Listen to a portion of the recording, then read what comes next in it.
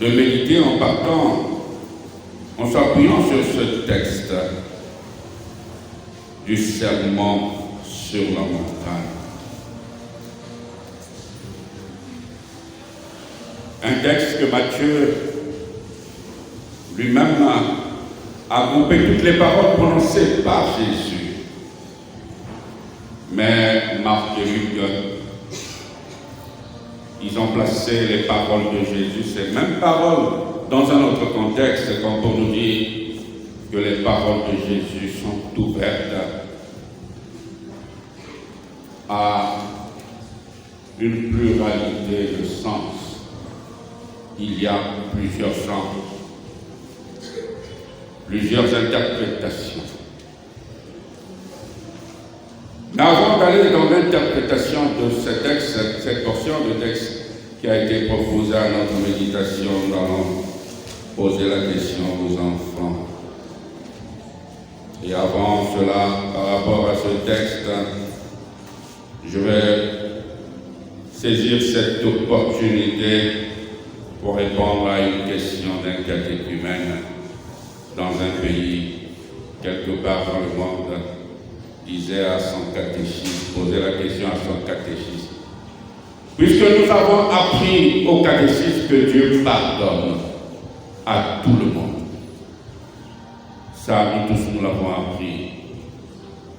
Et le catéchumène demandait, puisque nous savons, si Dieu, comme vous nous l'avez enseigné au catéchisme, pardonne à tout le monde,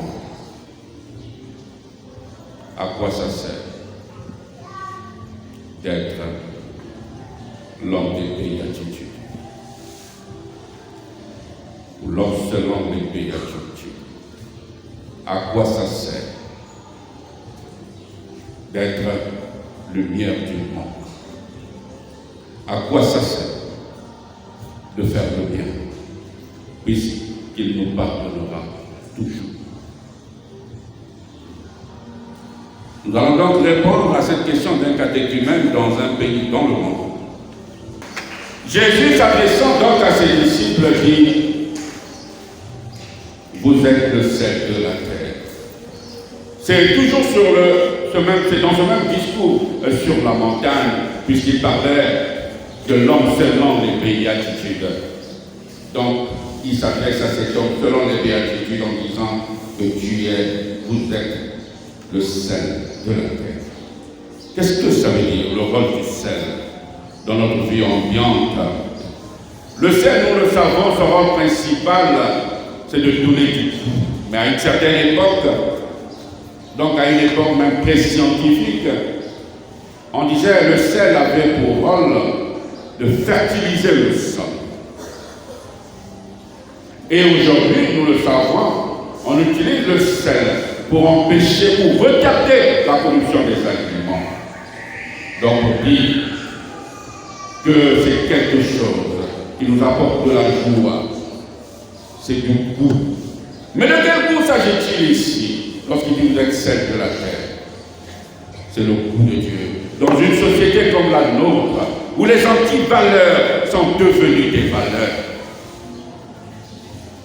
où nous sommes obligés, même nous sommes parfois condamnés à profiter de l'injustice sociale. Dans une telle société où nous sommes engagés comme dans une course effrénée de la voie, pour la voie, où le système de consommation nous a tellement engloutis, nous sommes devenus omnibulés par ce système de consommation qui nous empêche de contempler Dieu dans une telle société.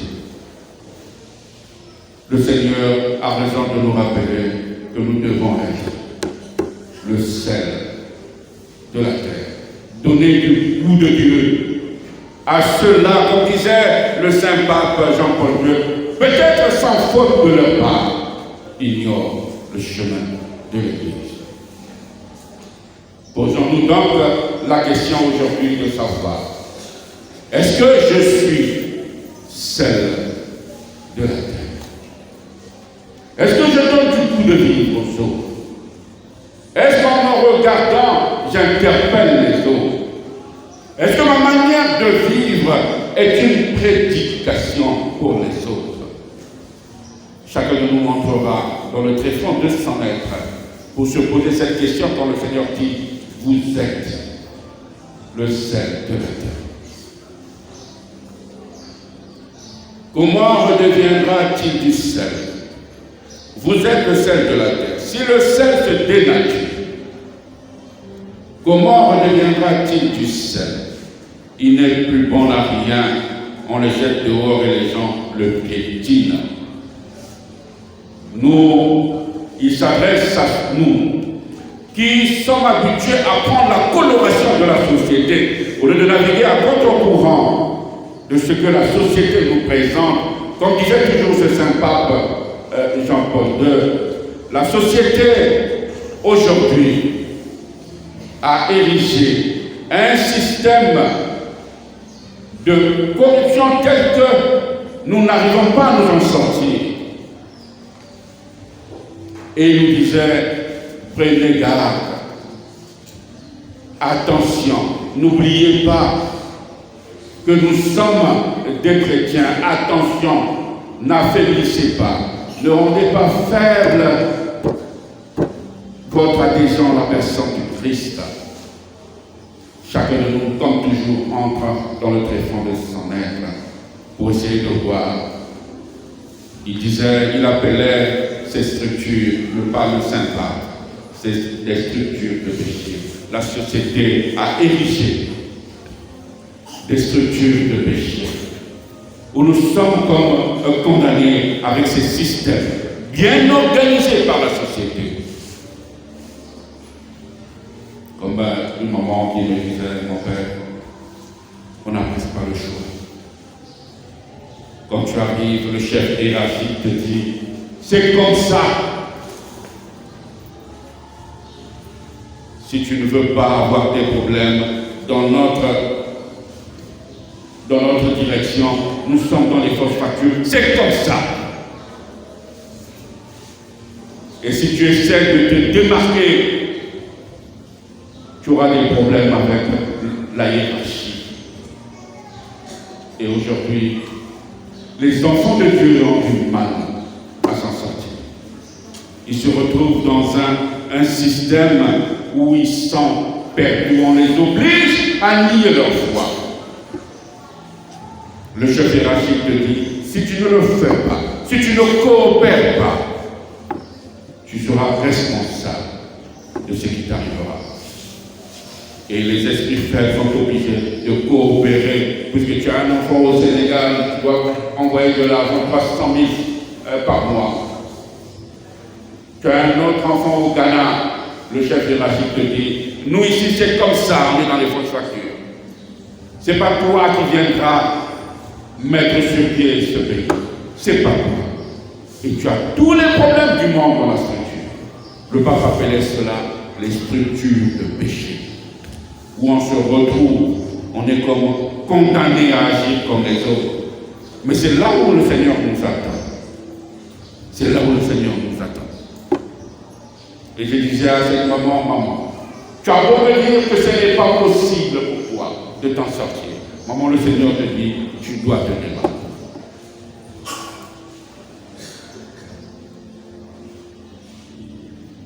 Souvent, avec nos hiérarchies aujourd'hui, et surtout en Afrique, lorsque tu ne coopères pas, c'est toi l'homme à battre.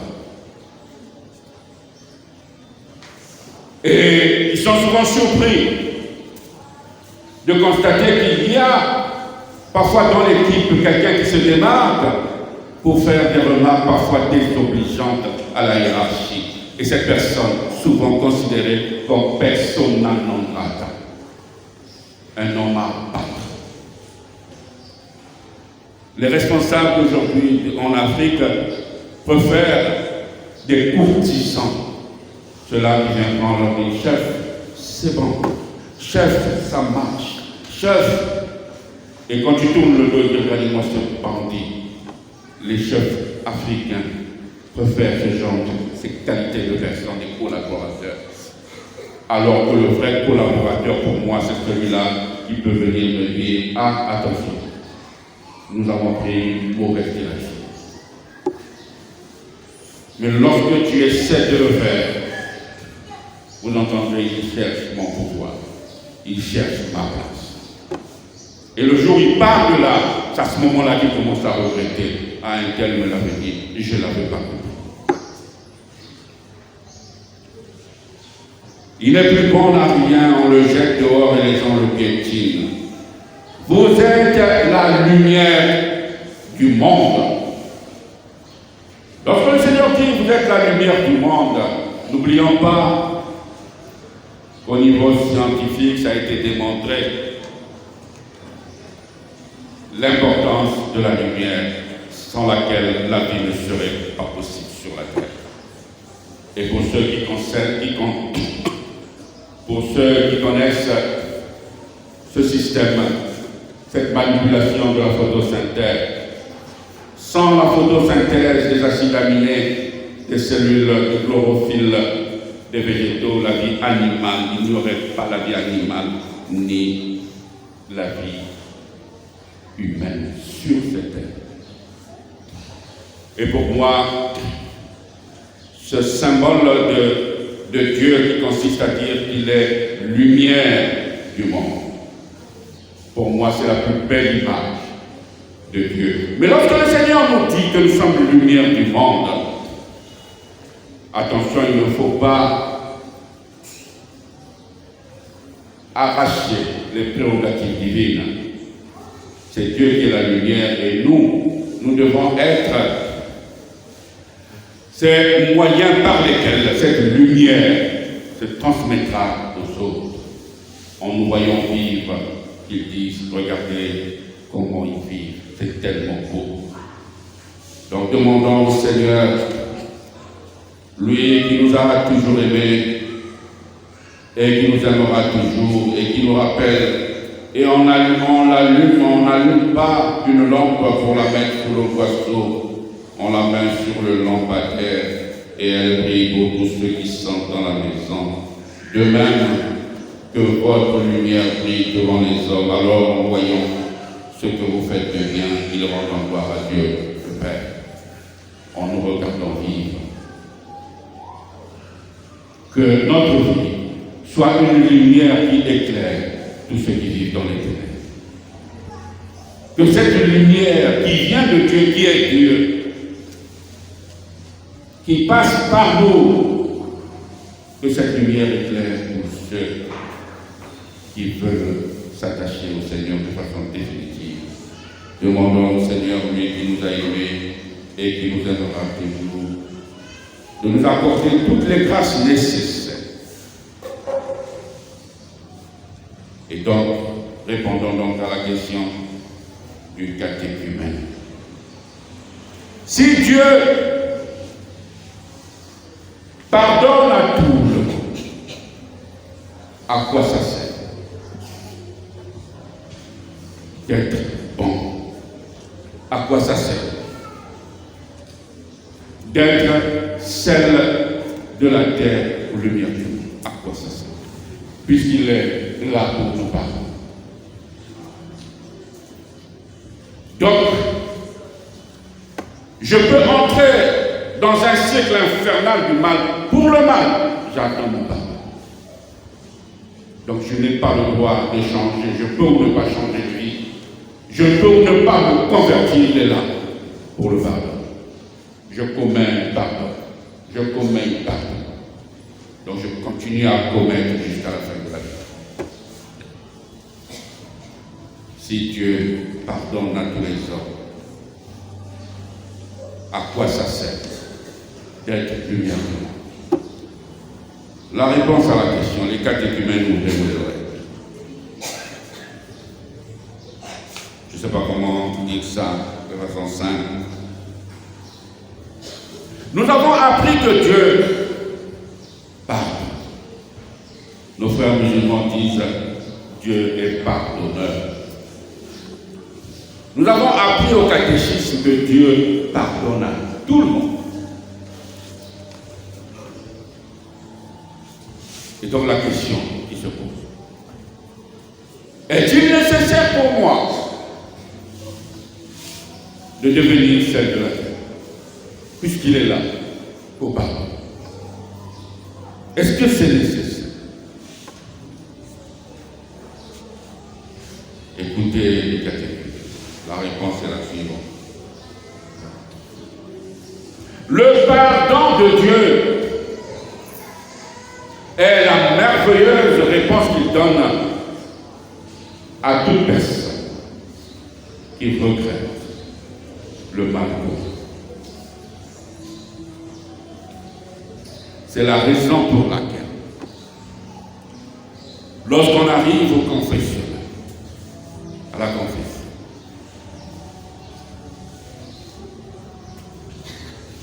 il y a une prière que le prêtre demande au catéchumène de réciter. La prière de contrition. La prière de contrition dit ceci. Je veux voir les responsables de la catéchèse, ce n'est pas normal. Ce n'est pas normal.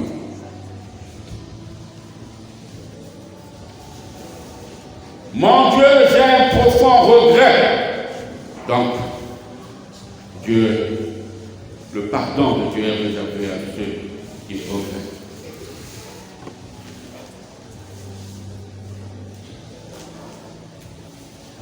Il y a donc des gens qui viennent au confessionnal, je dirais, ils ont même raté leur confession. Quelqu'un qui arrive au confessionnal tout joyeux. Oh, c'est comment? Quand quelqu'un vient là, oh, c'est comment? Oh, la bénédiction, qu'est-ce qu'il faut? Je dis, ah non, non, non, non, repars, reviens prochain. Normalement, quelqu'un qui vient au confessionnal, c'est quelqu'un qui est triste. Donc, quand il arrive, quand vous le voyez venir, vous lisez la tristesse. Et quand il s'approche de vous, vous dites, ah mais, qu'est-ce qui ne va pas? Je viens me confesser. Il a réussi ça. Le gars il dit là, oh, c'est comment là? Oh, bon, j'ai un petit péché là. Non, non, non.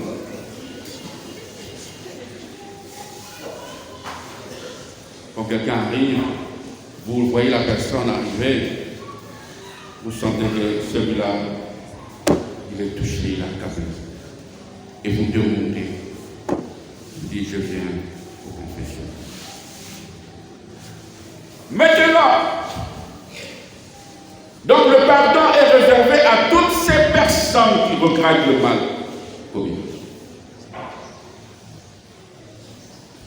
C'est pourquoi un jour, à une célébration, j'avais dit, il y avait beaucoup d'élèves dans cette célébration. J'avais dit, vu la bonté de Dieu, je ne serais pas surpris de rencontrer Hitler dans le royaume. Les gens disent, ah non, le prêtre est quelque chose qui ne va pas. Comment Hitler peut-il se retrouver dans le royaume? Les Messies, au bonsoir de sa vie, il a regretté le mal commis. Il est dans le royaume. S'il a regretté le mal commis, lui qui a voulu exterminer toute une race, si au bonsoir de sa vie, il a regretté le mal commis, il est dans le royaume. Et nous allons le rencontrer dans le royaume. Donc le pardon est réservé à ceux qui regrettent le mal commis. Dieu offre son pardon à tout le monde. Mais n'oublions pas que nous sommes libres d'accueillir ou de refuser ce pardon. Qui refuse le pardon? Donc, si quelque part il y a quelqu'un qui regrette le mal commis, il l'est pas. Mais le pardon est offert à tous. Ce n'est pas Dieu qui nous refuse ce pardon. Dieu ne refuse pas le pardon. Il met le pardon à notre disposition. Il pardonne à nous. Mais c'est à chacun de nous d'accueillir ce pardon en regrettant le mal.